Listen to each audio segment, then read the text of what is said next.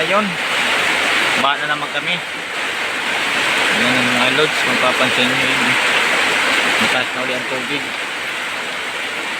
Ayan no, ito yung set namin ginagawa.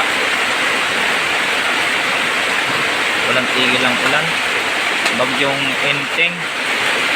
Hanggang ngayon, lurok pa rin ang ulan. Binaba pa naman dito.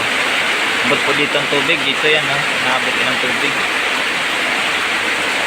Ilang oras lang umulan bahan agad yung ating kalsada. Papansin mo ang hirap, laging lubog ang ating area dito po yan sa ating Bulacan. Yun yung aming mga tropa po. Ayan o, ang galing ngayon, nangawil po yan, umuwi na yung ating mga tropa. Yun po ay salamat po, salamat.